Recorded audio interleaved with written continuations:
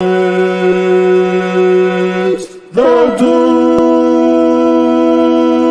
of the Fates. It's not about spaceships. Hey everyone, I'm Jason Moore from MakingStarWars.net. With me is my buddy Rob, and today we got Revenge Guy, Mr. Sebastian. What's going on, Jason? Hey, what's the Brady Bunch thing? That's way before your time. Way before my time, really, but there's a story. Yeah. How you doing? Good, man. Good. I'm just tripping out when we were talking about how old we were when Revenge of the Sith came out, and I'm like going down to Irvine, Rob's seeing UFOs in the sky, and this guy's like 10 or something. Yeah, like I think it's like 11 or something. Yeah. My dad told me we weren't even sure we were going to see opening day, and all. So he surprised me. He's like, "All right, everybody, get in the car. We're driving for no reason." And I'm like, "Are we doing it? Are we doing it?" He's like, "Yeah, but calm down. We don't know if we're going to be able to get tickets." Right. So that was really cool. True story, though, guys. When Revenge came out, they weren't Tic Tacs; they were Mentos. What? Yeah. So like I guess like I always find I find like because I'm like right in between in a weird way. Like I'm kind of original trilogy, but I'm kind of prequel. I'm like generation. I'm like 3 years old when Return of the Jedi comes out, right? So I'm like on the tail end of the original trilogy, and then there's just like no Star Wars. And I'm like, where did it go? Then I'm like 18, and we got Phantom Menace coming out. So I start Phantom Menace sort of. Do you mind if I ask about real quick? Shadows. I covered Shadows. In something I did, and that was kind of a fun resurgence. Did that get you back into stuff? No. So I never got out. Okay, good. I stayed in, and like throughout the 80s was going to like college swap meets and thrift stores trying to buy Star Wars toys because you couldn't buy them anymore. And like when you would meet like one random kid at school who also liked it as much as you just became best friends. Yep. You met that guy, you're best friends now, And actually, I just had this flashback memory of a kid bringing me an R2-D2 that was super like good shape, like super like really good. And he's like, "I'll give it to you for $1." And I'm like, "Deal." And then the next day I forgot the $1, and his friend comes up and just socks me square in the chest. Yeah, I got it straight up. I just remembered that. That was in 5th grade. But yeah. I like that little window you're talking about because when I was born in 94, so that was right before Phantom Menace came out. So I was lucky enough for my dad to be a Star Wars fan. And then that was when the Power of the Force, they were doing classic trilogy stuff. So I had some Vaders. They taught me about, the Stormtroopers and Luke and stuff, to the point where when I was watching Phantom Menace, I already knew little Anakin was Vader. And then, that lull you're talking about kind of happened for me, kind of around, never stopped or anything. But the popularity definitely lowered. We had the Clone Wars. But in that little kind of window up until about Force Awakens, you had to be the Star Wars fan. You had to go search for those books and those comics and the games and the toys. So it's interesting. There's no toys on the shelf now. This is a weird lull. Well, being so you're essentially, when you get down to it, a Power of the Force 95 baby. Do you ever watch Star Wars and you go why isn't Luke ripped? Where's Lando's muscles? Do you ever Well, no, and it makes canonical sense to me why Ben Solo is so swole now. So I need to I have my Han Solo figure up on the wall. I'm like, it makes sense. There's intentional. Yeah, it's Ben Kenner Solo, if you didn't know that. Absolutely. It's Kenner. He has about the same amount of articulacy too. So we have been doing a reading of the Duel of the Fates first draft, and yesterday you jumped in the comments and you're like, "Hey, I got this project," and then I was like, "Hey, come on and tell us about it." So tell us about the project. What's up with it? Yeah, so I'll try and get you a couple more videos. I made my first announcement back in December, just saying, "Hey, everybody, I'm doing this," and hopefully getting the word out there before I really start investing hardcore. So this is good. I have my outline ready to rock and roll, and I'm about ready to rewrite the script. Mm-hmm. But I basically, right when that original full script leaked from, it was Robert Meyer Burnett, right? Was he the guy that finally got the whole thing out? Mm-hmm. Yeah, so I heard a portion of his reading. Then I went over and listened to a couple other channels. Then a podcast. And I'm ashamed to not have the name of the podcast, but they had put together a 9-part series. So I finally got to listen to the whole thing from start to finish, of that original draft.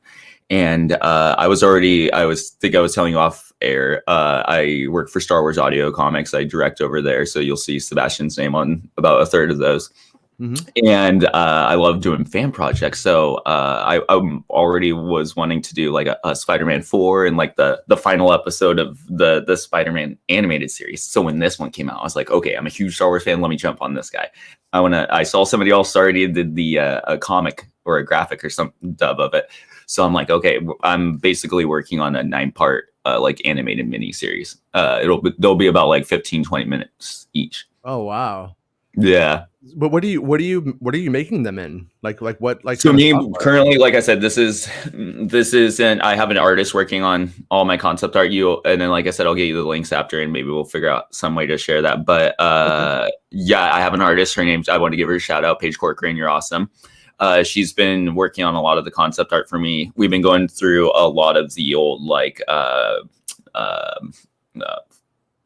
Force Awakens. There you go. Mm-hmm. A lot of the Force Awakens unused concept art as well. I'm trying to work some of that in there. When I got the episode 9 concept art book, flipped through that real quick, saw some stuff, get me an idea of kind of what things were going to maybe look like, or to give some alternate looks to some characters. Yeah. And then I also have, I don't know what the guy's real name is. I'm sure he's somewhere in my credits. The audio architect. He's one of my voice actors, but he's also, he does music. So he's offered to score this thing for me. So I got the artwork going. Now that I'm writing the script and getting the word out, talking to people like you guys, then I want to start going out and contacting different animators.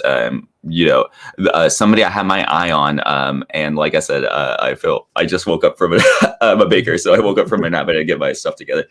But the guys that did the that kind of VR Republic Commando little fan video that was made in Unreal Engine, I believe. Mm-hmm. It kind of filmed like the Lion King or whatever. I really kind of admire what they do. I see a lot of cool projects coming out. So once I have a nice tangible pack, just like you would with Hollywood, right? Once I have my tangible pack, that's when I'm going to start pitching it around to like animators. And I already work with a whole bunch of voice actors. So even though it's not there, it's only like a hop, skip, and a dip away from being, ready to rock and roll. Yeah, there was someone in the comments yesterday in one of our videos, like really mad at us for being sarcastic. And I was kind of laughing. I was too at first, but, but then I was like, not bad, but I was like, oh, okay. I was listening to, I was like, oh, okay, this isn't like a serious reading, but I wasn't trying. Yeah, exactly. Yeah, but somebody who just like I really understood. And I'm like, no, I'm not an actor. I'm just, because if we were going to do that, I would have like logic out, and there would have been effects, and BB-8 would have been beeping and stuff. I'm like, no, we're just kind of reading through it and giving some analysis and having fun. See, everybody calm down. There's other channels that did this, so you get the Jason version. Yeah. In my defense of the reading of the Duel of the Fates, in high school, I was in a film class, and we were supposed to like check out the video camera from the library to film something. Mm-hmm. Yeah. And my father wouldn't let me leave the house or work with people. So I was like, well, I got to do something.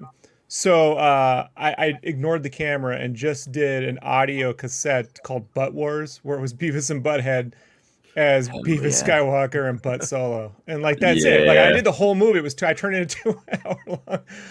What I like about this, I like about your guys' version of this too, is like I said, there's other videos that did this. So once you finally realize the context, it's like, okay, I'm not sitting here to get the beat. Me and you guys are going for beat, but we're getting the conversation in between two, and then the jokes as well. So it's like everybody, calm.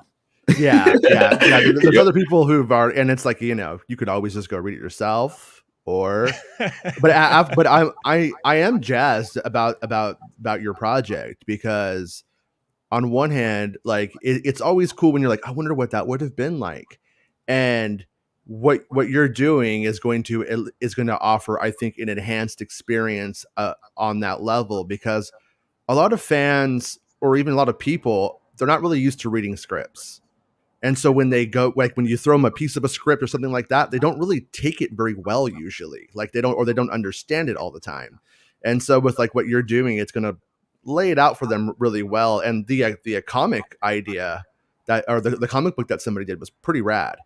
And so I think though, doing it for the YouTube audience, if you will, I think that's gonna connect well. Like I was telling you off air a little bit too, one of the reasons why I like watching videos like these too is to kind of almost like a test audience to, because this is I've listened to about like, I don't know, countless amounts of readings, and I've listened to the script podcast over and over again, just so I can visualize it in my head, right? I'm working, so I'm like, oh, I just sit there and see this stuff in my head. That way when I put the pencil to the paper or whatever, right, I'm ready to rock. But it's I kind of lost my train of thought. I was gonna. Oh, I remember. But go ahead. Yeah, go ahead. Oh no. But yeah, I kind of listen to these videos as like a little test audience, see what you guys are kind of receptive to. Oh, I like this. Or something like Tor Valum. Oh, this is a dumb idea. Why is there this ancient Sith Lord that we've never heard of? So what I've been doing for now, we're in almost September. So what I've been doing kind of this past year is listening to everybody, kind of listening to receptions about different things. And then me being such a hardcore Star Wars fan, obviously I was one of those people that was kind of tripping out once 8 was taking a different direction, 9 started taking a different direction. So I saw all of that stuff. So I'm kind of trying to take preventative measures ahead of time also.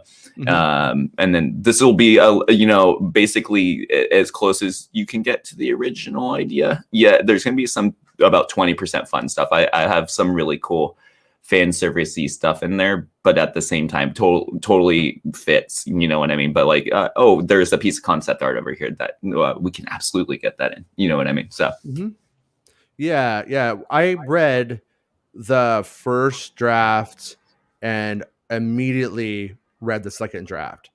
And I decided in my brain at the time, I was like, well, the second draft is where they actually wanted to go, probably. Like the second draft is them refining their ideas. And I only had so much time. So I read the first draft really fast and then went into the second draft and then I annotated the second draft. I made like a note of what every single scene, what happened in every single like sequence was. So that way I could at least try and reiterate what happened in it. And literally while I'm doing this, that one dude, Robert Byron Burnett. Yeah. He has the first draft. And I'm like, this is fortuitous, but in a way, are people going to think I'm lying about the second draft stuff? So then I like threw my notes out and, of course, got a bunch of flack for it because they were just notes, but I was just like, here you go. But he put the first one out. So here's the second. So you could see, people didn't like it or were mad at me about it. People suck.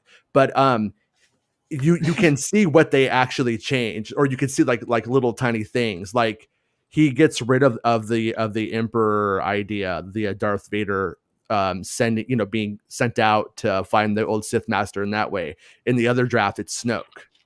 Like Snoke is the one who's like Snoke is like, yeah. So for example, I found you earn this. For example, like I found some fun ways to work around things too, because I am one of those people who are like, oh, why is there this guy showing up? So we could talk about like Tor Valum for a quick second, but like, what I've done, for example, with him is he's still there. So this is mostly based off that first draft. And then, I looked at some of your notes and I was like, oh, okay, cool. So I will take some of that into consideration for sure. But this is mostly based off that first draft. And I like basing it off that first draft because it is so just like Star Wars Visions, kind of like new and different and kind of like I want that refresher, Right. So with Tor Valum, I look at a character like that. I'm like, okay, well, obviously we don't want this like ancient Sith Lord just popping up out of nowhere. So I kind of turned him into this beings that, how basically every Jedi goes to Ilum, to build their saber. This is kind of something that Sith do. How Vader took Maul to the temple on Malachor. A similar-ish type of deal. So, every Sith or the majority of Sith that know about Tor Valum go to him and learn like some sort of one piece of knowledge or something, one piece of wisdom. So Darth Maul would have learned, and I'm not saying Darth Maul met this guy, but Darth Maul would have learned one piece of wisdom and that's kind of personal to him or whatever. So that's kind of how I've kind of reworked things like that, or even like the whole thing with Luke Skywalker standing over his nephew with a saber. I got a really neat solution to that. That it, obviously, and not every fan's gonna 100% agree with what I have come up with. Mm-hmm. Yet at the same time, I kind of worked it into something really neat and palatable to base it to be pretty damn understandable at this point. Instead of like, why would Luke do that? Now I'll have something where you'll be like, oh, okay, I get it now. So yeah, it's pretty rad. Yeah, I always thought I'm willing to divulge whatever you want. There are a couple secrets, but yeah, just ask away. Well, yeah, no, yeah, I don't want to like spoil your the surprises of what you're adding to it or anything like that. Admit it. Tor Valum rocks. The song's coming out. Tor Valum. That's our band. That's our He's band like of the day. I dig the name. There's actually, that's when the musical intro starts. So that's something I've added. It's we're gonna have a whole musical number. Tor Valum's gonna come in. He learns the Sith knowledge of bands. You know what I mean? Or cover bands or something. It's gonna be voiced by Jack Black. Yeah. This I like. Yeah. I always wondered if that spider dude that was cut from the opening of JJ's 9 came out of the Tor Valum. What a weird thing to follow, by the way, right? Like the early descriptions, or if you got to see any leak concept art of that, but even like the model sitting behind, someone in an interview, and it's like, that's a thing that was going to show up that they worked on and spent thousands and thousands and thousands of dollars on, probably. That just got it's on a comic book cover or something now. Yeah, that's wild. There were people involved were a bit bummed about that because they're like, it was creepy, they were like I said, I want a spider baby. What's Lady Proxima, stuff like that. I'm kind of down with, what I mean, because like when you go back to George Lucas stuff, he always brought you new and cool planets and stuff like that, no matter how divisive the original trilogy was. So when you get to new Disney Star Wars, it's like, new different desert planet, new different sand or ice planet or whatever. It doesn't, not a whole. Frank Marshall wanted a spider planet, but I was like, come on, Frank, that movie. Spider planet would look so metal. Think about it, just almost like the symbiote planet. That was gonna show up next to you, Rob. It's gonna be Rob Planet. Bad voices. And it just whispers all the time. So on your project, like when it comes to the like animation, are we going like fully animated, like straight up, or are we going like I said, obviously this is to get the word out, so I haven't reached that step yet in contacting people, but yeah, I think the simplest way to get it out and kind of taking things not too far beyond my means is to get it out in pieces, you know what I mean? But yeah, fully animated, like I said, I don't know, if you've seen that one animated short I was telling you about, that's they're doing it in the Unreal. So I would prefer to get it done in 3D animation. 2D animation I don't have an issue with either. I love I always have a hard time pronouncing this last name, but the 2003 Clone Wars, so I haven't. Tartakovsky. Thank you. Yeah. Curse you! Why do you have to have a hard lesson? Just say it wrong. Just say it wrong. Just like everybody else. And they can hate really you for saying it wrong. So I mean, obviously, there's always that option, and if that happens to be, then I'm more than happy. I also am willing to take the Love, Death, Robot approach and kind of have that was also another option. I was thinking having each the chapters. I've released the titles of each chapter in a video, but each part, since it's 9, it could be even done by a different animation studio. Kind of get 10 or 9 smaller YouTubers that are animating. There's a lot of amazing people out there that aren't recognized, you know what I mean? So I always like to include people like that too. Yeah. Like all my amazing voice actors on Star Wars audio comics. So there's a few different routes that would be mildly jarring for one consistent story, especially at the end. I'm planning on splicing all 9 together, and so you could just watch it like a film instead of like a Zack Snyder thing or whatever. Right. But the plan is, fingers crossed, 3D kind of Clone Wars style animated version of this. Yeah, that sounds badass. Release the Revenge Guy cut. That's what I'm doing. I'm gonna become that guy. No. Yeah, dude. Okay, well, dude, thanks for coming on. And if you when you win, or if you have anything to share, send it our way and we'll like take a look at it, because I'm excited about it. I can't wait. I hope you succeed in the whole thing. And if you when you do anything, hit us up, let us know. And if you ever want to come over and hang out with us on the show and just talk about stuff, open invite. I would love to, once I get some sleep, figure out how to work my way into sometime to a video. That would be really, really sweet of you guys. Do you mind if I leave you with one last thing Sure. for episode 9? One of the fun things that I was trying to really work hardcore back into and figure out the idea for. So this is, I'll leave on this one. No, it's cool. that dual blue saber. I'm still trying to figure out the concept of how you get the other end lit. But there was that one piece of concept art from episode 7 called Fire and Ice. Yeah. Where it depicted a lightsaber duel, and the one or a character, I don't know, maybe didn't like lightning or something. But the dual saber was one red and one blue ended. Right. So Rey, during the majority of this fan project, will have her dual blue. But there was this whole concept of the bleeding involved, and I'm still trying to work it in and trying not to make it super cheesy for everybody. I know there's some fans that are having they don't take all that stuff. So like I said, I'm being really thoughtful with this. But there will basically be a portion where you will get to see a Rey with a half red, half blue dual saber to kind of symbolize that balance that she is, and the duel of the fates, all that. And then at the same time, which I was super stoked to see, you had the notes for. Basically, it mentions that her saber can come in 2 pieces. So I thought, at some point, maybe when Kylo loses his thing during his saber during the final duel or whatever, that they will be able to detach that, and Kylo will be able to duel or wield the blue saber or whatever. He could finally have his grandpa's half or whatever.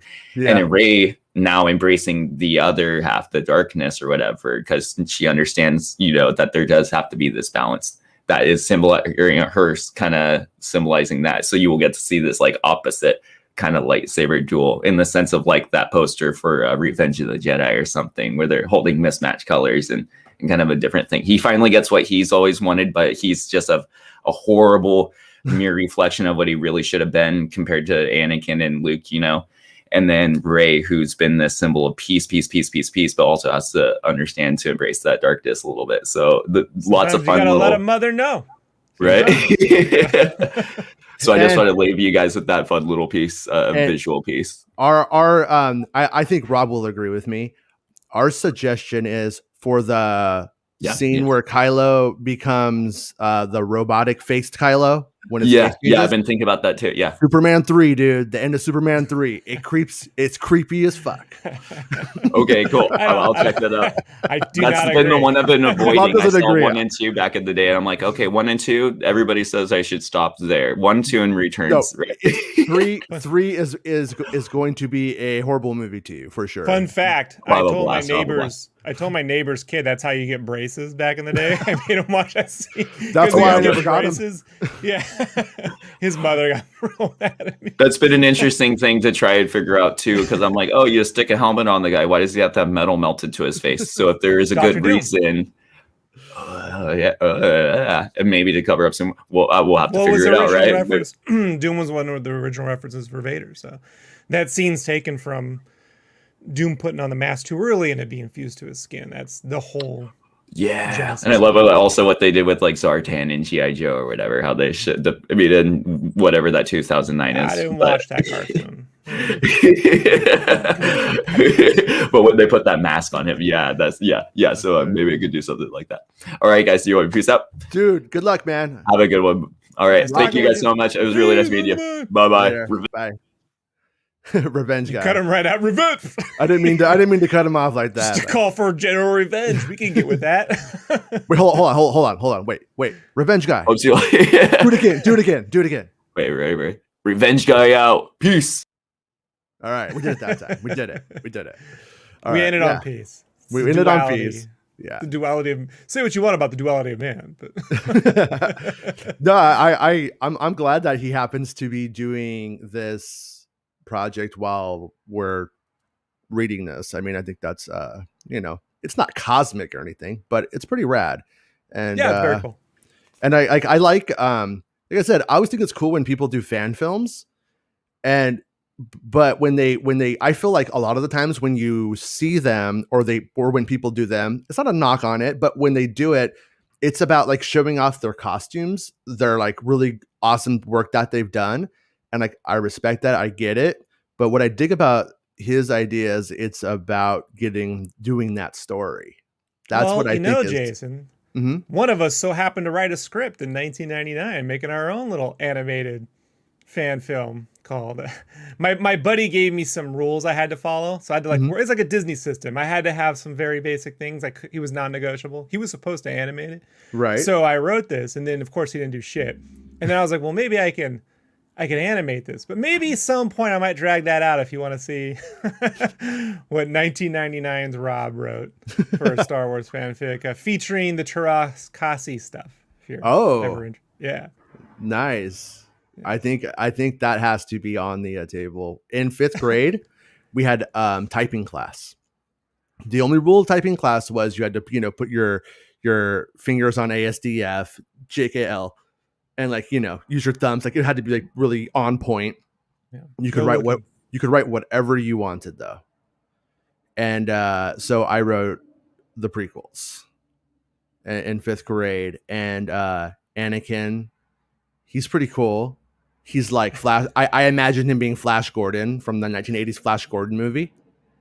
That was who I saw as, because in my head he wasn't going to be this hunky, slender Hayden Christensen. He was fucking Darth Vader, man. This guy's like, he's like a linebacker, and that's how I saw him, Right. And then yeah, and so in my story though, he just keeps wanting more power, and then he does the wrong thing, and then he loses his like fingers, and then his hand, and then eventually he's a robot. Up the arm. Then slowly he's just like, what am I? I'm Darth Vader. See, that's your Back to the Future influence. You were seeing slowly Marty fading, and that's working its way into the script. Yeah, in the 3rd grade, I wrote the brilliant script, 1 page, Ghostbusters 2, The Return of Gozer. I know. I know. But my thing was, and this is true, I'm not shitting on it. Dana Barrett was the new Ghostbuster. Like she was, and no one was taking it serious. You know what I mean? Like she's like, I got a kid. Like she had a kid with Peter, but she's like, I can't have my kid being abducted by ghosts, or you know what I mean? Like she cared. So I was like, and everyone was like, how do we make more money? Like that was it didn't go much further than that. How do you do it? What is you have to release all the ghosts? I mean, you kind of wrote the prequel to the Frighteners. The thought was that that they would release ghosts to make more money because there was no more ghosts to catch. Like that was, and they've inadvertently released Gozer, and that's the Return of Gozer. Like that's what I wrote in the 3rd grade, and my teacher was like, "What are you doing?" I'm like, "I just want more Ghostbusters." Yeah, no, I think Peter Venkman would have done that. Yeah, that's who I had do it. The other guys wouldn't have. Ernie Hudson would have just been like, "Hey, if it pays." Well, I was watching something on PBS, and it had something to do with like screenwriting and cinema, like like Mankiewicz, the guy who like worked on Citizen Kane, right? And they said you got to have conflict. So I was like, all right, I can conflict, right? And Vader and the Emperor talk about conflict, so that's Star Warsy, right? This is how my 3rd grade minds work. I'm like, they should fight. What would they fight over? And then I look at my parents. They fight. Don't look at her purse, Peter. Like that's not a good conflict. They would fight about that, but that's not a good conflict for Ghostbusters. I'm really super glad the internet wasn't around when I was at the age to create anything, and that there's just no receipts of this anywhere. That it was just on this like word processor at MacArthur Elementary, and it will never show up. Or that there was no. I wish I did have the paper because it was funny. It was like instead of the purse, it was her looking like like the ghost trap, like what's in the ghost trap. I mean, she didn't do it in the script, but that's like how I thought. What would be in the ghost trap? Oh, what would be hiding the ghost? He'd be hiding Gozer, and that's how I came up with the idea. But I do think like having some form of just personal growth record, because I do find it interesting when every now and then I come across something I drew in the 5th grade, and I can see shades of how I draw there. Like when I draw myself, right? Like my own way, not myself, but Yeah. I'm like, I'm certain there has to be things in that writing that you do now that you just have never let go, that are just inherently you. So, but I Yeah. would not want the internet critiquing a third grader's script for Ghostbusters 2. And they would. They'd rip it apart. A couple of weeks ago, my drummer found this box of all of the demos from when I was 14 to not pretty much now. And a couple of those was really cool to hear. The same kind of things. Like I could hear where I prefer these certain modes and ideas and melodies and stuff like that. And I'm doing it right off the bat automatically. But then I hear it and I'm like, oh, this can never be heard anywhere ever. So it's like you ever read a letter you wrote to a girl in high school? It's like that. Yeah, don't read it. Don't do it. Thank you for the what do you call it? The super chat, Mr. Salacious Rum. Salacious Rum and the Monkey Lizard says Revenge Guy rocks, and he is very good at Fortnite too. Remember, Monkey Lizards are for life, not for spit roasting. And I agree with that. And I could also I should play Fortnite with him because I need somebody to carry me. You know, You're more the Omega of the group, right? Oh yeah. Throntalk's son. He carries me. You're the anthropological Pollyanna, and everyone else is like, we got to do the work, sure, but we like them. Yeah. I just start if I have a headset on and I play those games, I just start talking shit, and then I don't play the game. And then we die, and then I'm like, hey, can you guys believe what happened to us? And everybody, like when we read a script, we just start. We didn't take it serious. Salacious Rum is here to support the Rum Guy. Good job, Salacious Rum. Salacious Rum is a ardent supporter, Michael Arndt style ardent supporter of the Revenge Guy. And before we get started, let's just hit a little bit of the chat so people don't feel neglected and say hi to everybody. Messiah says, Revenge, you know the guy. Thron Talk says, hey Rum, love your videos. And Dale says,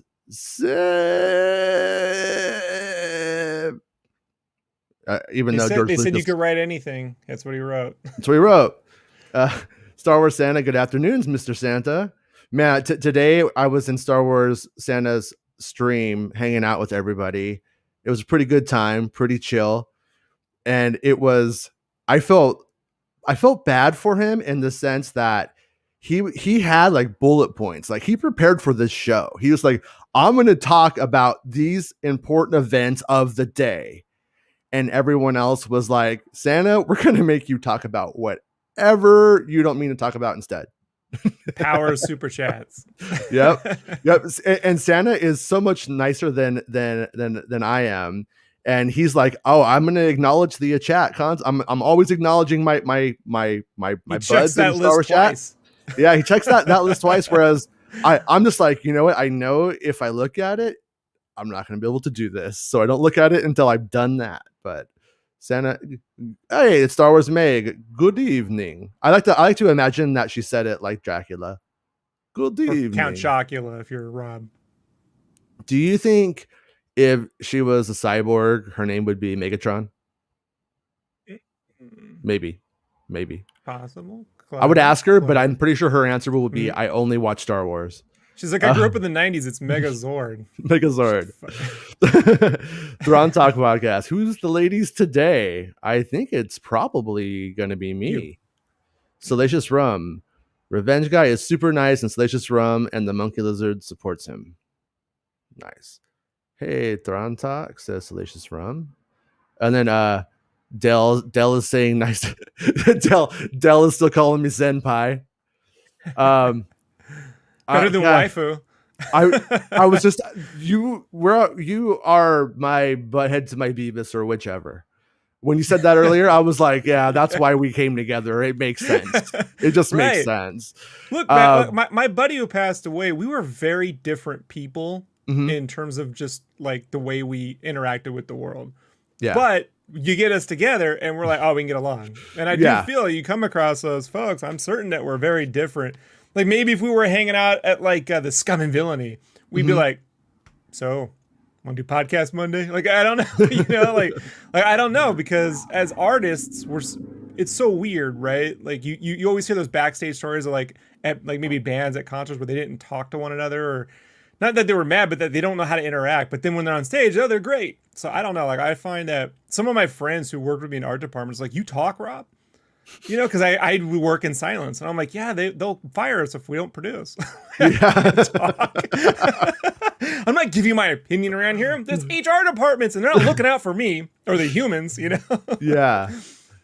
So, No, I was watching the horrendous situation in Afghanistan and just getting super bummed out about the whole thing. But then this moment just absolutely was, in a weird way, still awful, but hilarious. And it was Taliban dudes throwing are they called waifu pillows? mm-hmm.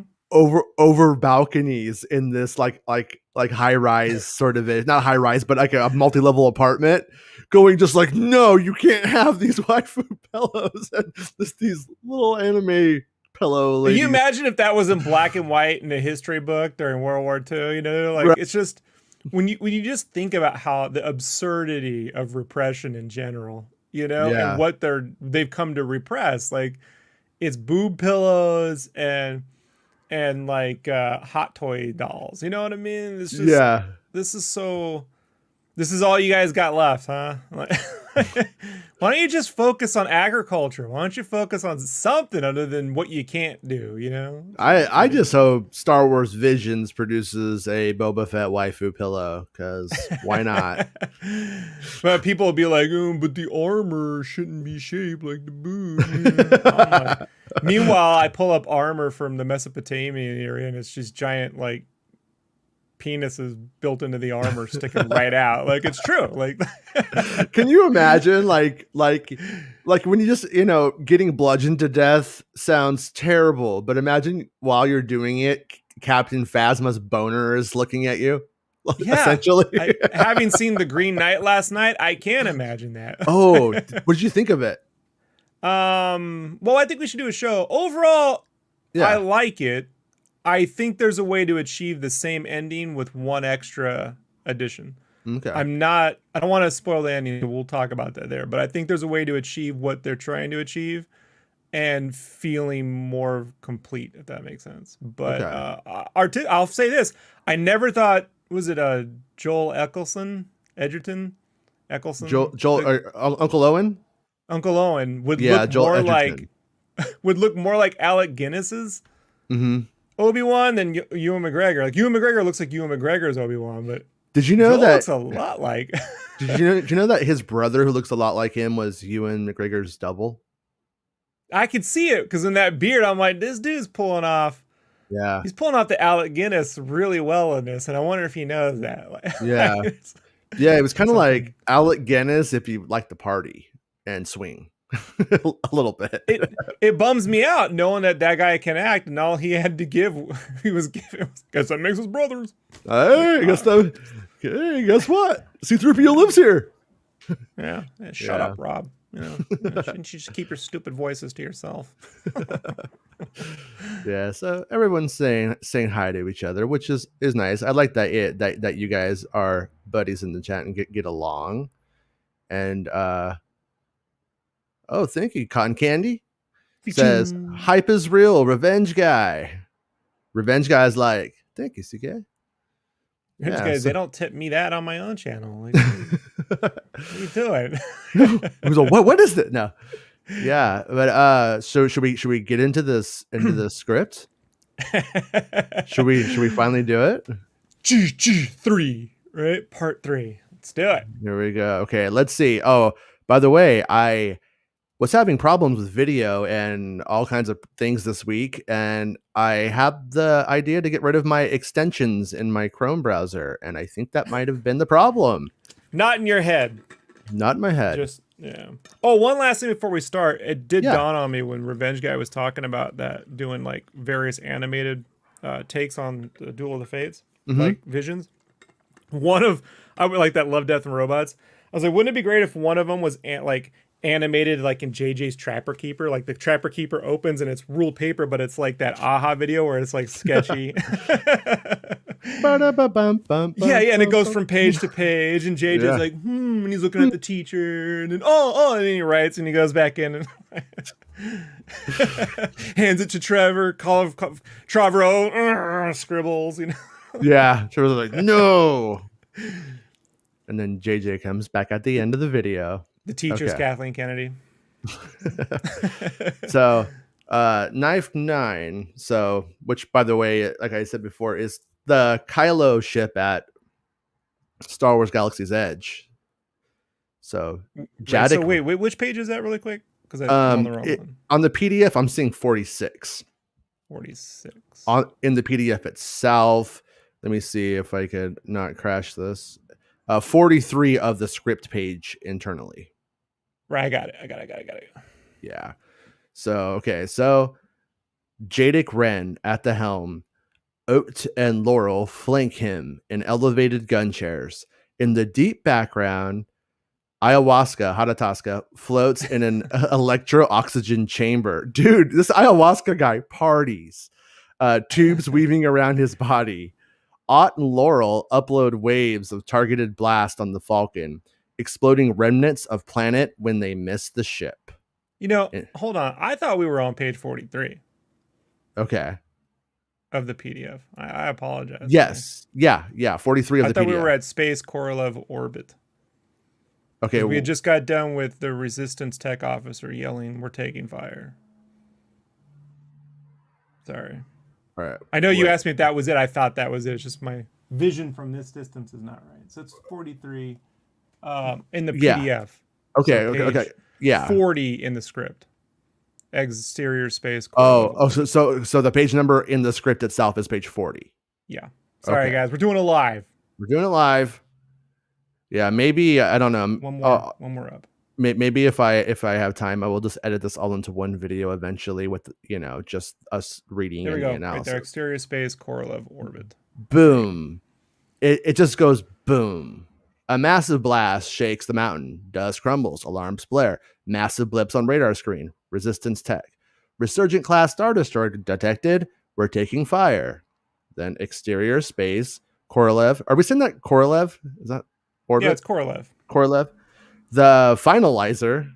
Man, that is that name. The Finalizer bears down on the planet while two other First Order starships arrive from Lightspeed, flanking it. Interior Finalizer Destroyer, Bridge Day. Hux looks out at the glowing planet beyond. Chancellor Hux. Decimate any ships leaving the planet! Charge the primary weapon! And then Interior Resistance Base, Spacecraft Hangar Day. Boom. Alarm lights flash. Pilots run for their ships. Command intercom. Oh, you see my keys? Emergency evac. All personnel and craft to rendezvous point Crimson. Resistance guards surround Leia. Route all unarmored transports to the Eclipse. It's our only way out.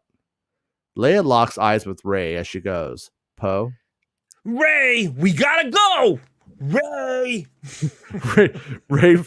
races up the Falcon ramp. Poe yells to Finn. Poe continued. Hey, go! Get out of here! Finn and Rose hurry into the Phantom Hawk. Transports and fighters fly out of the hangar towards the waiting Eclipse, hidden in a deep canyon. Interior Millennium Falcon cockpit. Way deep, Morty. Way in there. Yeah. I hope there's not a giant incest baby in this one. Rey and Poe instinctively. That's the array twist. Sorry, never mind. Rey and Poe. Only one couple's committed a little bit of incest in this whole saga. Just saying. How those 80s movies win, I'm kind of surprised. That's all we got. I mean, Marty McFly, Luke and Leia. Come on. Rey and Poe instinctively spin into the pilot seats. Chewie doesn't like it. He roars. Ruff. Poe. I know. Your seat. Chewie bangs the walls? What? That's his damn chair. Rey. Flipping switches. Can we talk about this later?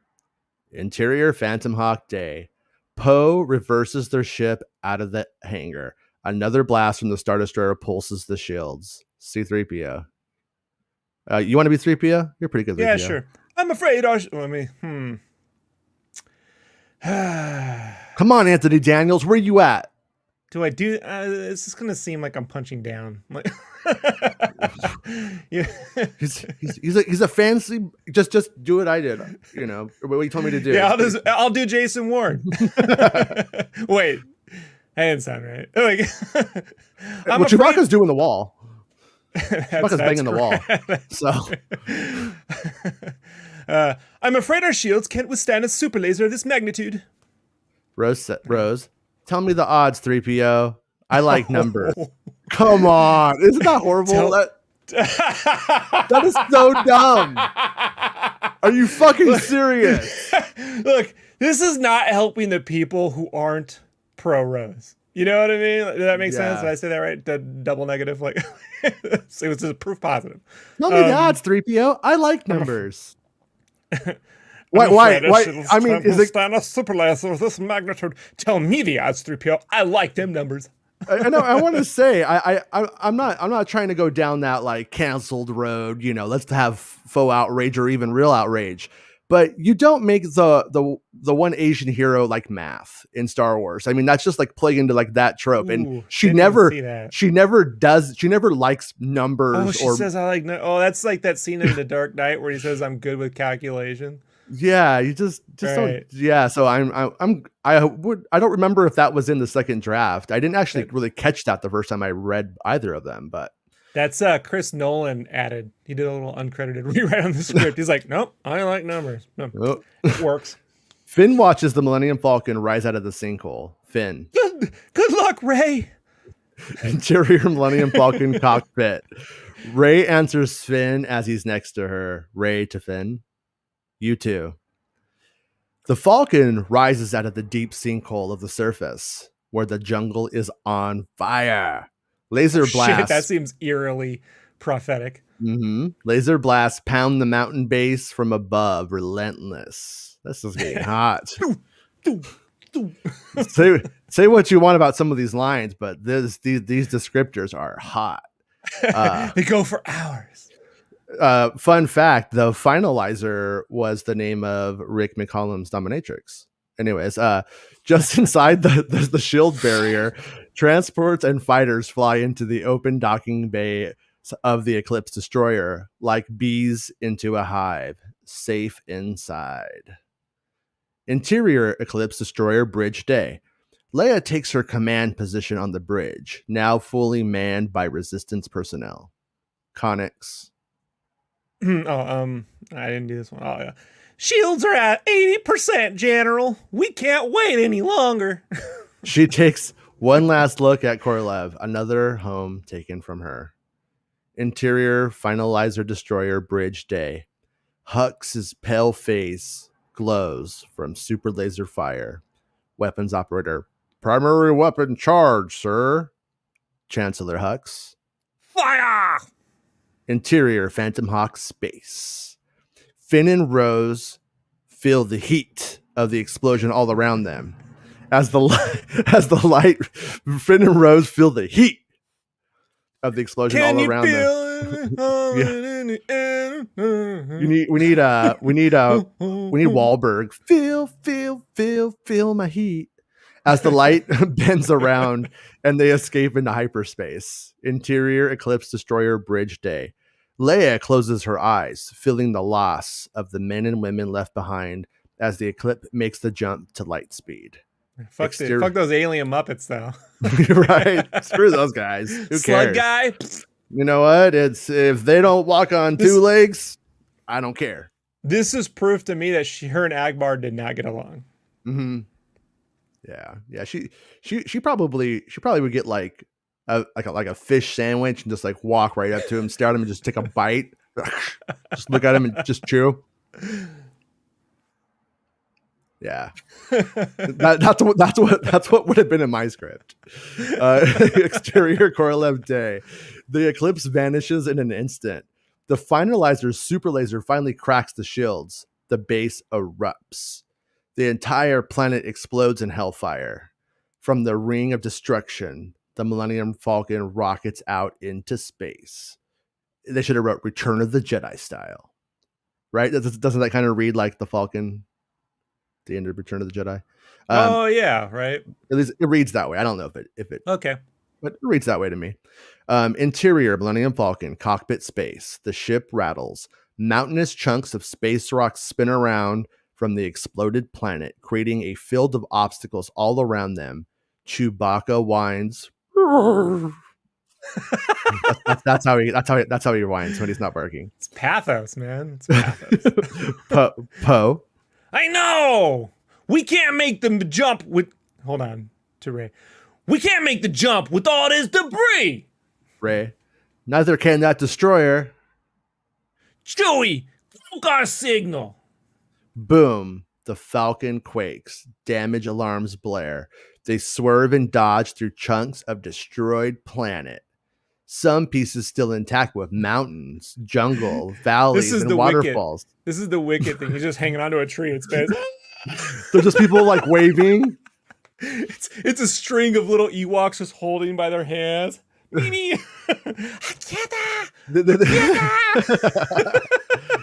Yeah, this is reading like how I imagined shit to go down in Never Ending Story when I was a kid. Right. You know? Right. A familiar ship enters the frame in blazing pursuit. The dark and jagged Knife 9. Interior Knife 9 cockpit.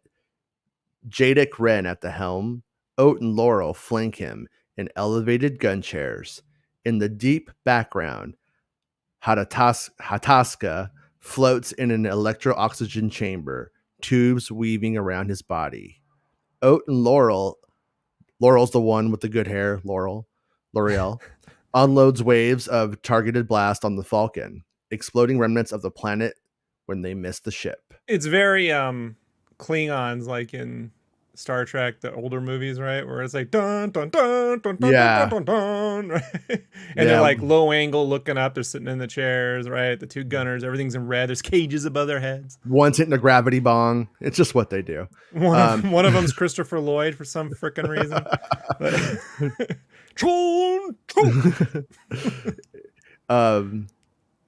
The guy who played I never thought about that. What's his name who played Khan is Ricardo Montalban. Is who Hondo's based on, I believe. Anyways, interior, the actor that is. Interior Millennium Falcon cockpit. Boom. The Falcon is hammered with laser fire. Relentless. Poe. What's this? Ray eyes the pursuing ship on the rearview graphic monitor. Ray, let me fly. I got the yoke. This guy, man, he likes eggs. Ray, my ship. Chewie roars. Roof. Both wrong. Exterior, planet debris filled space. Knife 9 pursues the Falcon through space, through the spinning pieces of Korolev, trying to avoid collision without losing the target. The Falcon gets close to one of the planetary fragments and buzzes the surface, dodging blast as it flies up the face of a frosted jungle mountain in space. Man, like, is that visually dumb, or am I lacking the vision to see how it's cool? This is one of those things, man, like where writers should just be like, cool thing we see. Mm-hmm. And then to let the artist conjure up the visuals. Yeah. You know, because every writer is now collectively like, you mother, you know, like they're when it comes to Star Wars, best to just write space. I guess Frosted Jungle Mountain, but Frosted Jungle Mountain space, like what's like when you see CGI ice, or you know what I mean? It doesn't read that.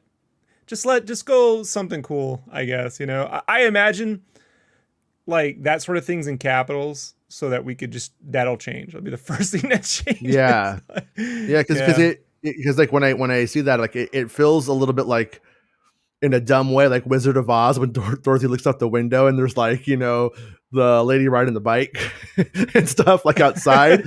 like it's like this shit shouldn't be there. If, you know, yeah, it's I'm curious if there's like really badass concept art from ILM and Lucasfilm, I should say, that really had that working. And I also wonder if that was some of the stuff that led to them going like, this isn't going to work. No, I mean, look, it's a first try. That's where you take the thing and you say, we got these sequences, we like this, like that. Then you have your pre-pro team start to actually develop what those could be. You just don't get attached to it. You know, this is where like when movie pundits go, just let the writer write what they write and then the people make it. And you're like, yeah, no. Like a lot of times in scripts, it says the classic line, they take the fort. They take the fort was a line, but that's a 15-minute sequence that people previs, they do pre-pro art. You know what I mean? Like you get coordinators in, you develop something, and screenwriters shouldn't be spending their time on that. They should be focusing on arcs and character development and cool dialogue or whatever. Sometimes you get someone like I don't mean to cut you off, dude, but sometimes you get someone like Tarantino who's able to do it. But how many? How many can do it? You know. Well, he's the exception, not the rule. He's the director as well of his own piece all the time. And there was a writer who was on Indiana Jones that's not out there, and I never got permission to write about them, so I won't. But their work was not taken very far because of stuff like this, and they were writing essentially direction for Spielberg, and you don't do that. Oh, like camera movements and stuff? I can't get too but, okay. But it was definitely it was definitely telling Spielberg how to see a scene. And you don't do it that way. Yeah. You just give him the setting, the dialogue, you know, and let him do the rest. But anyways, so Poe fires on the jagged mountain peak, hanging above them now like a stalactite. Sorry, I keep getting distracted, but there was this one time me and Randy were walking in the mall, and this girl comes up to us and she's like, you guys work at Knott's Berry Farm, don't you? and Randy goes, stalactites. the mountain, the little ride, the train ride, the Calico Mine ride. Yeah. And that was years ago, but every time I see stalactites or stalagmites, I think of that and it makes me laugh. The mountain peak blasts apart, sending projectiles spinning into the path of the pursuing craft. Knife 9 is hit by a sharp piece of rocky mountaintop, sending it wildly off course. Ray, we're clear. Poe, punch it. Shouldn't he have said, oh, I don't like punching, so just hit the gas? What if she punched him in the nuts? What? Light bends. No, that was Rick McCallum's Finalizer. No, sorry. Rick McCallum's not into that stuff that I know of. I'm just being dumb.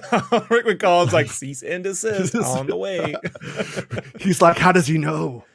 Courtesy of Prague. How does he know why I went to Prague and didn't leave? Light bends ahead and they rocket into hyperspace. Interior, Knife 9, cockpit. Alarms blare as they spin out. Jadic Ren regains control, riding the ship. The Falcon is gone. Jadic Smith approaches the electro-oxygen chamber, eyeing ayahuasca through the glass. Wires protrude from his mask into the main computer.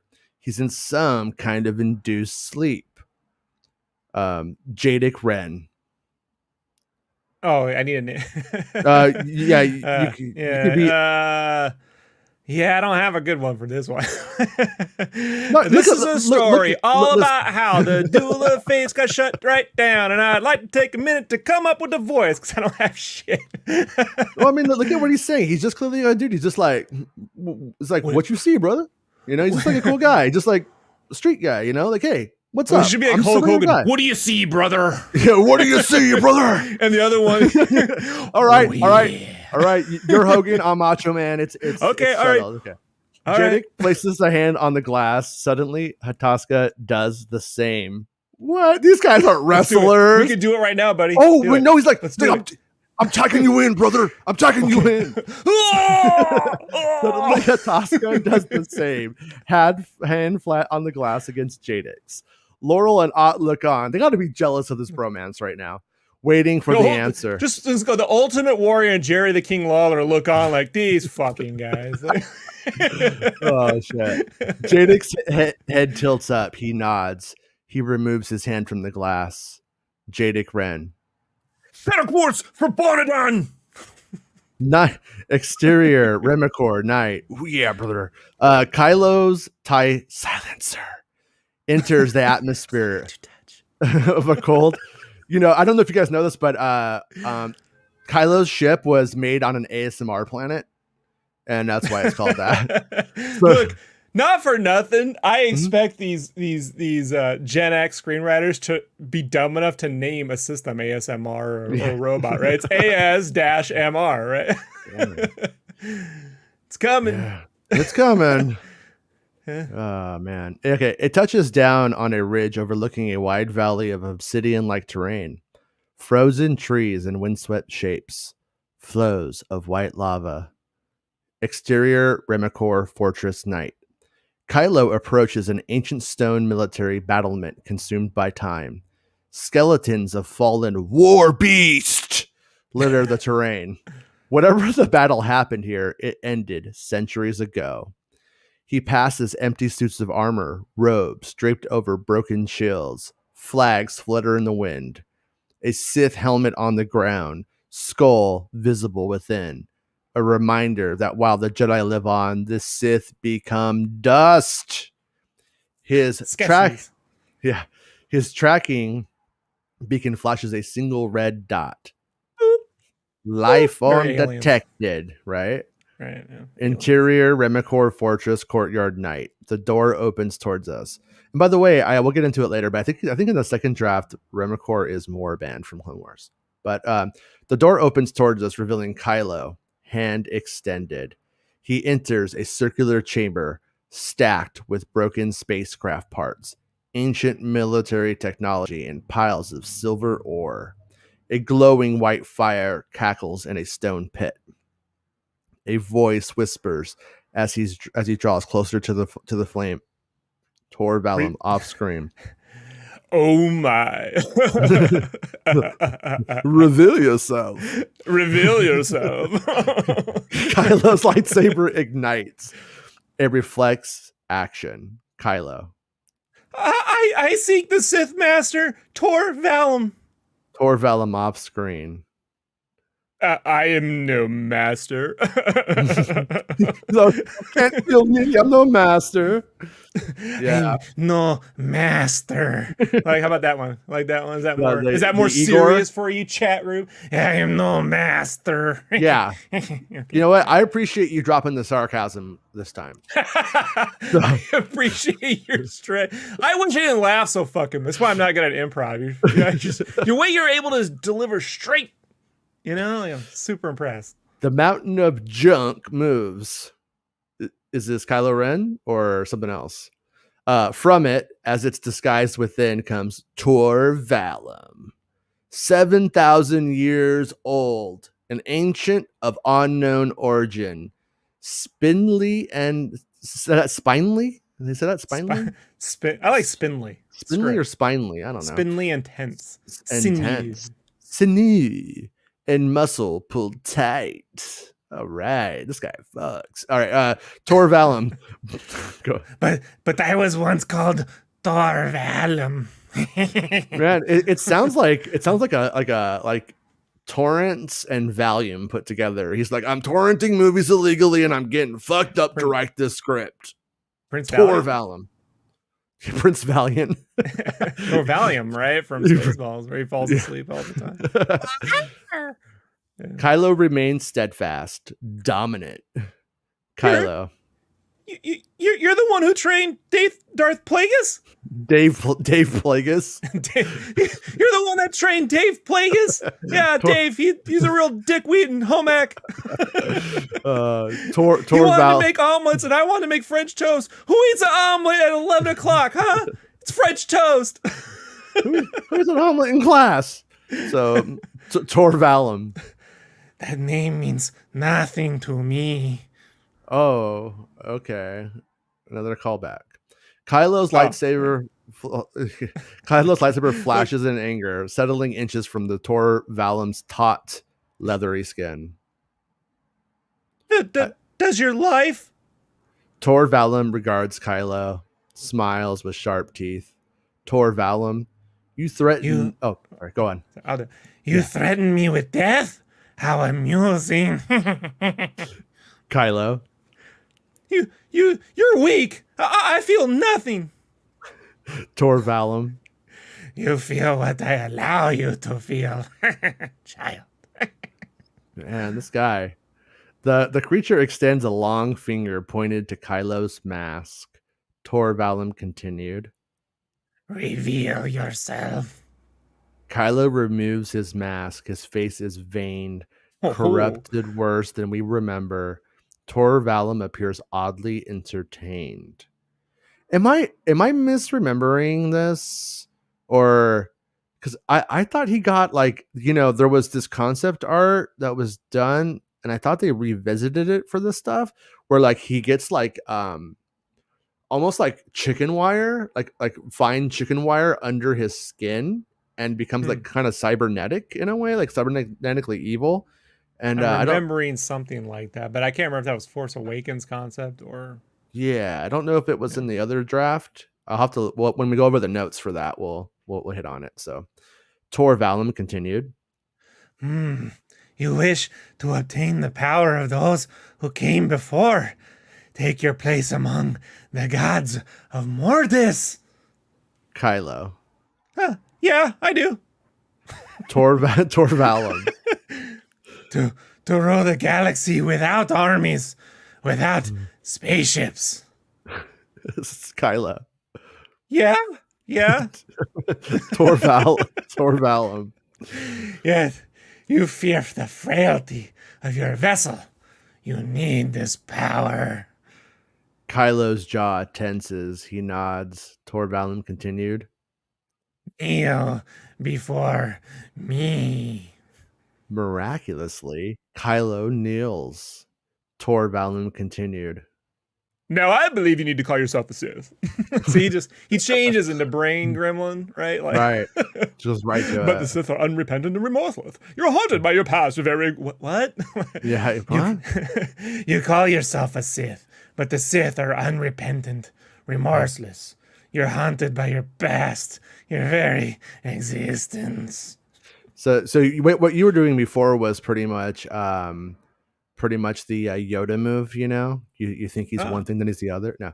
Anyways, Kylo says, "Yeah, I don't have any regrets." Tor Valum. You lie until you sever yourself from the past. Your fate will be the same as theirs. Tor Valum motions to the battlefield into the valley below. Empty Jedi armor. Vacant Sith Marauder armor beside it. Withered husk of animals and men. Tor Valum continued. The living force is nourishment. The more one consumes, the stronger one becomes. To take life is to cheat death. Whoa. This dude's a weirdo. Look, this is what happens when you eat a whole box of Sour Patch Kids before the movie starts. Yeah. It's like I was saying before, like if this dude has like this power or whatever, and they like the way that it's I'm not that I'm happy with nine's actual explanations, that the released version it gave us no explanations, but like on this one right here, I just don't see how this interfaces at all with the concept of the Sith. And I also and I don't really feel like even I love Rian Johnson's movie, but I don't even feel like Rian Johnson's depiction of balance that this one also uses is correct. Like I've always said like 1,000 times, like balance is having no cancer. It's health. It's not one bad guy, one good guy. It's not, and they are saying that in the script. That's not what George Lucas is saying. You're saying I had to eat Padme? Heroes don't do that. Yeah. Yeah, really. It's like Darth Vader sending stormtroopers out to dig up her body, and he's just like eating her like fried chicken. He puts her in the air fryer. An Imperial. Look, it's way healthier. It uses less power. Hi, is this Natalie Portman? Yeah, we need you to come in. We need to do a live cast of you to make the leathered fried chicken version of your body for Anakin to eat. Oh, not for Disneyland? Not for Disneyland? Are you sure? All right.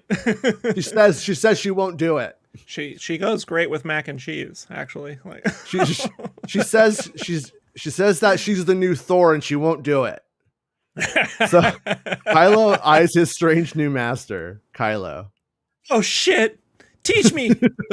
Hold on, I gotta work on my let me mic my voice while you do. I gotta work on my Morty a little bit. I'm a little off today. You go ahead. All right, so cut to exterior Bonadan sunset. Bonadan. Bonerdan. I got it. All right. The Falcon descends into a valley of cylindrical mountains, rising over water spotted with junk boats. This planet exists in permanent sunset, lit by its bustling night markets. The Falcon lands on a multi-level docking array. It feels like a tower of lily pads, a visiting ship on each. Isn't that quaint? No handrails. No handrails. Exterior Bonadan docking array, sunset. Poe argues with the stumpy Legolas. That's Legolas with no legs. That's Lego-less.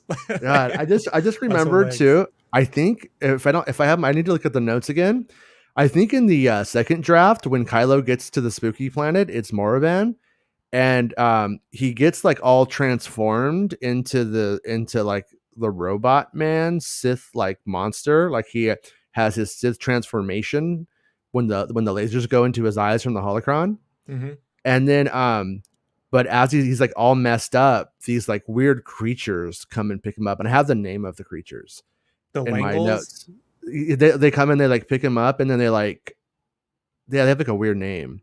And then they like, it was Langensteins, but some people remember it as Stains. It's called the Mandalorian effect. Yeah, but he's like touched by their like generosity or something, and I never understood that part. Like if it was supposed to show him that like compassion still existed. It's one of the 5 Knights virtues. Didn't you see that movie? That's true. It is. You got to be generous. You got to be. Exterior Bonadan docking bay array sunset. Poe argues with two stumpy Legolas, and Lingles,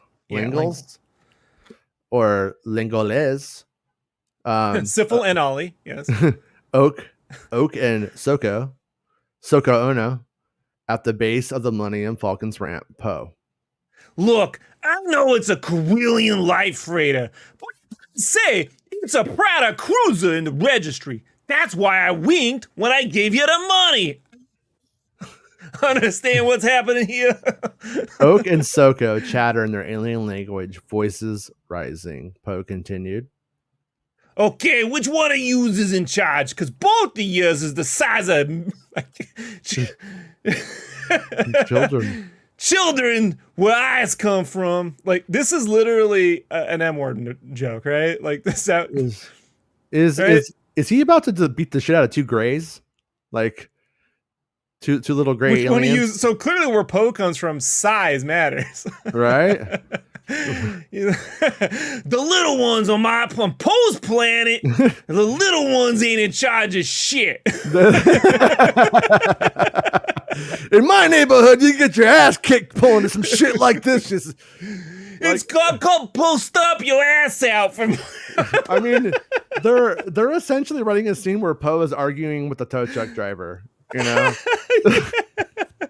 Ray exits the Falcon. Poe stops her. Poe continued. Hey. Oh, hand to the face, right?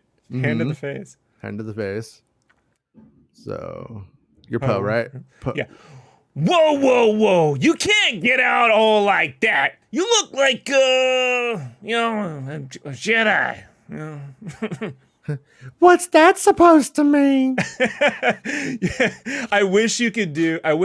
What's her? Oh man, what's the actress from Pee-wee's Big Adventure at the Alamo?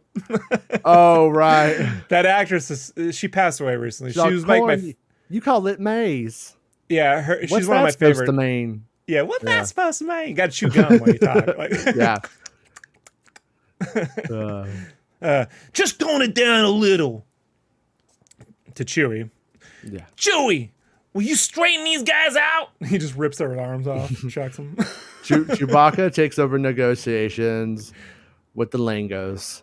The landing pads rotate and descend, lowering the Falcon's platform to water level. An elegant and fluid system. Poe leads Rey towards a toothless merchant selling jewelry and sari-like robes. Poe continued. Hey, how much for this one? Rey takes out her credits. The merchant shakes her head, closes Rey's hand around the money. Rey. Thank you. Roof. Chewbacca has one of the Legolas lifted off the ground, using him as a bargaining chip against the other one. Poe. Chewie, negotiate! Persuade quietly! Chewbacca shakes his head and whines. I am. Exterior, Bonadan, night market, sunset. Rey and Poe step off a junk boat ferry into a sensory overload of lights, smells, and taste. Aliens and humans haggle over prices of artisan crafts and live animals. Packs of teenagers eat bizarre street food from the market stalls. Kids laugh at buskers and street performers. A freak show hawker beckons them to a curtained booth. All right. Andy Dick. All right, here we go. Mafia! All right, Andy Dick is Hawker. Come witness the frothing eye of oil corn. They walk among the oddities and I'm gonna wonders. get killed for this one. Undercover. Rey's colorful sari gives her an exotic elegance we've never seen. Oh, this- Lucas is like, put her in a choker. Like, He's all, make sure there's no space underwear. She's uncomfortably adjust her incognito hooded pullover. Poe. I like it. You look like a local. Rey. You've been here before? Poe.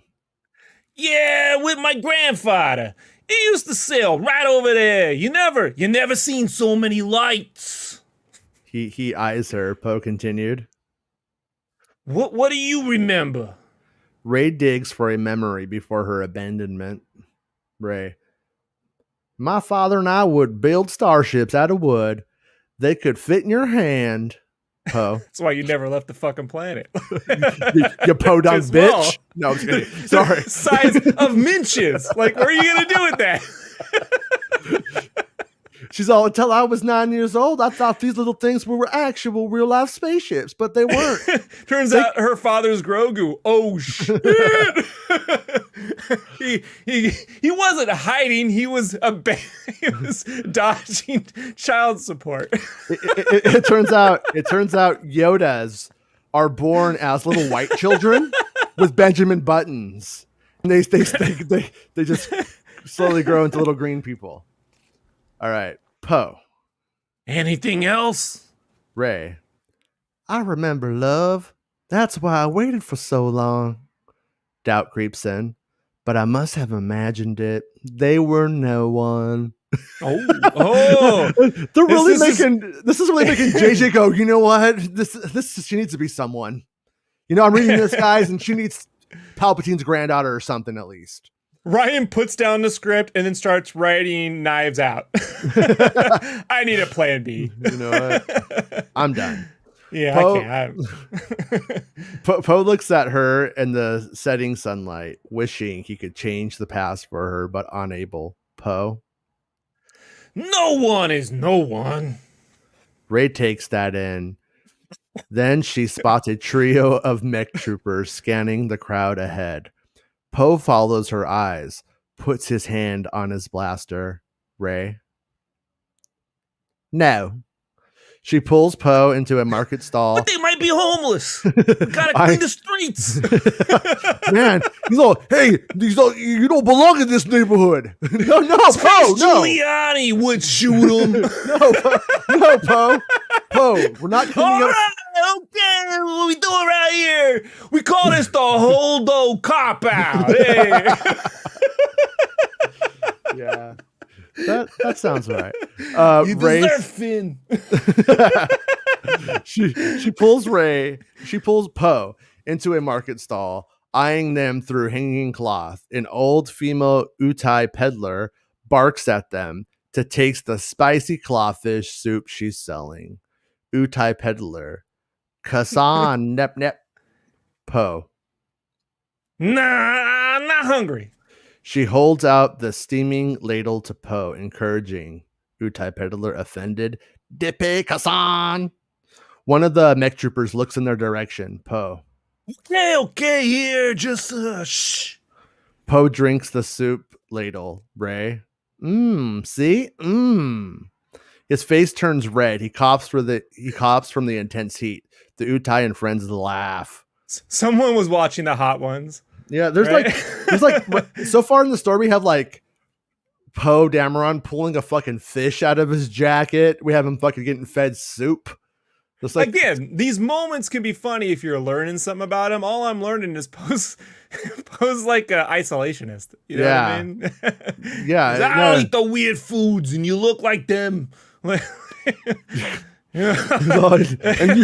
you little short guys. Yeah. When I go to Japan, I want a McDonald's and a KFC.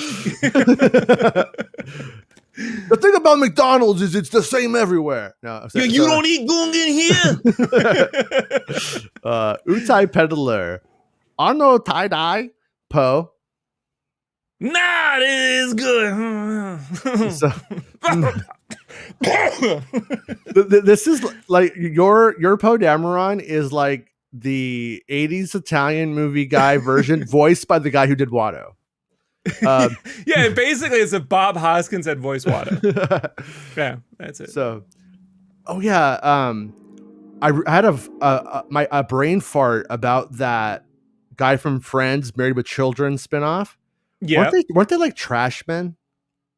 his father was a trash guy. Yeah, Yeah. I think he might, because she was originally Joey Tribbiani was Matt LeBlanc.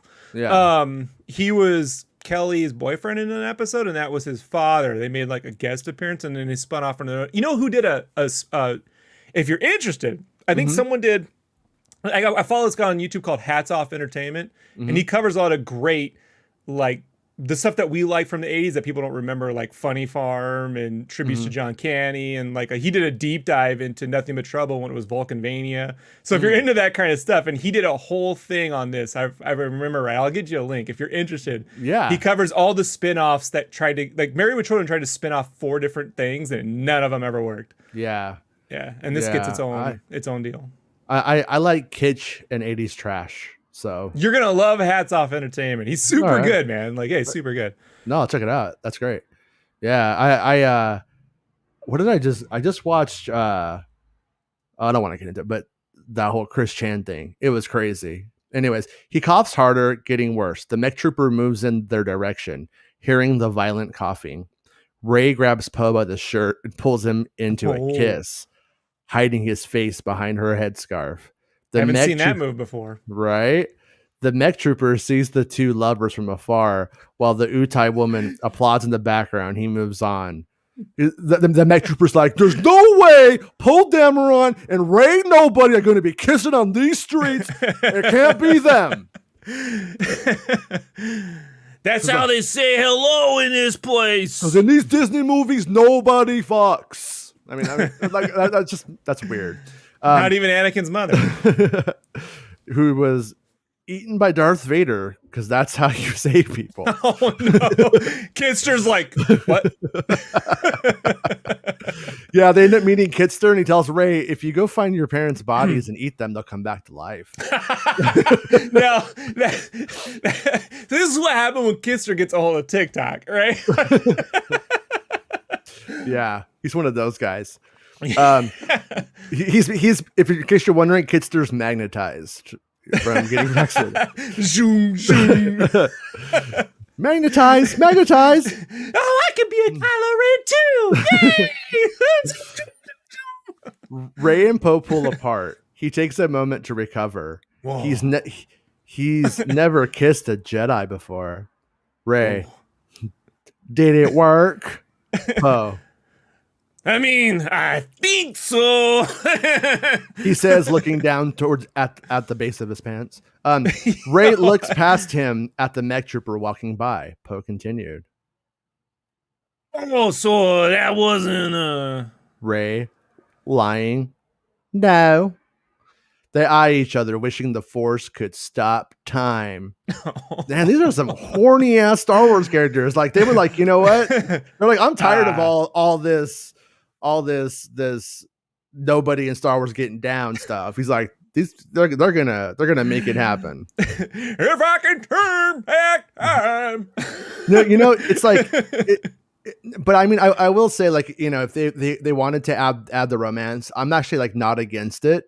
And I would have been for Finn and Rey having a romance throughout the entire trilogy that formed over the three films, if they hadn't introduced Rose, because once you have Rose and they have that ending together, like it's weird to me that they didn't play on that more, you know? And I know for 9 crew members told me that that coverage was shot to show affections between Rose and Finn. And but then you hear about the other stuff that they were doing too, and you're like, JJ never worked that stuff out. So on one hand, lots of respect to these two for actually getting down to business with the business, you know, with it not. But so far, has the only romance that's actually worked on screen in a Star Wars film been Han and Leia, like in Empire? Or to be fair, there's only 2. So yeah. Him and Kira, that's in Solo, right? Then I wouldn't say that Finn one doesn't work. Rose that one didn't, you know, work for me. I didn't get it, you know. Okay. So. Yeah, I got them being friendly, but I didn't get it. And not for nothing. Sorry, I like Rian Johnson's work a lot. I do. Yeah. But you know, and this is some of my friends. I don't want to say I have friends who have complained to me that it's tropish to pair the black man with an Asian woman. You know, like that seems like is that actually a thing? I never noticed. It was that. a complaint that I've heard, and it wasn't something that immediately dawned on me. I just didn't the chemistry work between them. Like it just felt like in the story, I don't know, I didn't get it. You know, I get what they were going for, I just didn't get it. And I just wish that, I'm not saying like one has to start in the first one and carry its way through, but you do get a sense and even like in the Lord of the Rings films with Liv Tyler and Stridex, right? Yeah. Strider. It's small in the first film, but it builds by the third. Does that make? And then they bring the human, was the human girl, the one, the Rohim, the horse chick. They bring her in the second one, and that there's a little bit of a love triangle there, but like I don't know, man. Like I guess I felt it more in that one than this. Does that make sense? I don't know. Yeah. Well, I feel like Rian Johnson laid out the foundations for a 9 where Finn and Rose totally get together, and for the growth of the character. Like Kelly Marie Tran is actually really hot, and I'm not saying she isn't. No. Where I'm going with this is they put her in an unflattering jumpsuit, made her look like not very, you know, very. I'm not saying she wasn't ugly, but they just made her like, they did not make her look like she was an aspiring love interest for Finn in that story. It's essentially a Pippi Longstocking wig, you know, like, and not the best. Yeah, no, but with the way that it was, with the way it was set up, when we got to this one, like when we see Rose in this film, she's completely new. She's like been through a lot. She's like an adult. She's battle worn. And with that kind of stuff right here, like these kind of scenes like we just saw, though, are the kinds of moments where you could show Kelly Marie Tran or Rose has become a Luke Skywalker, Princess Leia, Lando. You know what I mean? She's become one of the the main heroes that started as Wormy, like Luke Skywalker in A New Hope. And then in terms of being the love interest, they could have really played to her actual physical strengths and made her, look as beautiful as she is. And in doing so, would have made for better symmetry, I think. And it would have really wrapped up 9 if you needed people to get romantic.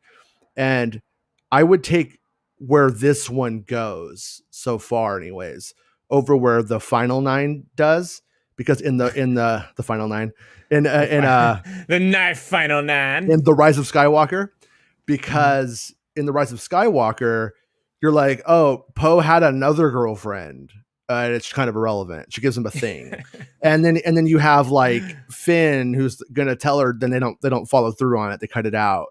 And they're gonna tell Rey and so like in the end, like there really isn't a through romance. Everybody's just kind of friends. And that's cool. It can be cool. But when you want I just think that if you're telling the romance, like, first off, you're either trying to remake one of the trilogy films or you're doing your own thing, you know? Yeah. And just from a movie standpoint, if you're trying to tell a romantic story, it needs to kind of be there from the beginning to have the time to pay off. Yeah. Otherwise, you end up in like a 90s style teenage romp comedy where they just magically fall in love at the end because the nerd guy wants to get with the cute girl, but turned out she's kind of nerdy too, you know? So, and like the Rose thing, it's not that I don't care about the visual. I just, like, I got this idea that Finn's not looking for someone to love. He's looking for something to fight for. Yeah. And I just don't know if that was the way, you know, like I could go, it didn't work for me, you know, but like I've seen far worse, you know, like in Star Wars by far. Yeah. I mean, literally the prequel trilogy was supposed to hinge on that entire romance. Yeah. You know, like that's where I'm like, that's it. That's the thing. Like, you know, like this failed romance, you know what I mean? Like caused the worst and best to happen in the galaxy, right? The worst and then the best. So I just think like making this another romantic thing felt like a checklist thing that they felt they had to do. Right? Like something that we got the thing and then they check versus something that we're really trying to say or tell. Yeah, no, I get it. Like there's a difference between like wanting to do it and then just feeling like you should do it to check box. Yeah. But I also feel like in epic sweeping, you know, adventures, romance is a part of it. It's there. And in it's in Pirates of the Caribbean, you know, works well. And then what they did with like the moments with Rey and Finn and Rise of Skywalker, I do enjoy them. Like they are good. The ending is good, but I also feel like I sometimes ask myself when I watch it if it earned that ending. I don't know, man. Yeah, that movie for me is in the I saw it category. Yeah, disposable. I think would be the word I'd put it. So Bootsy says, you guys are hilarious. Love all Rob's different vocals or voices. Hey Jason, where's Rick McCollum sneaking onto the Bonadan set to sell the Twilight stripper some coke? Right? So he builds this up. Bootsy builds you up. Then here comes this. Can't you just talk normal? You're not funny and only makes it hard to watch. I think we all know the answer to your question. We can't do it. We can't act, and we can't really read.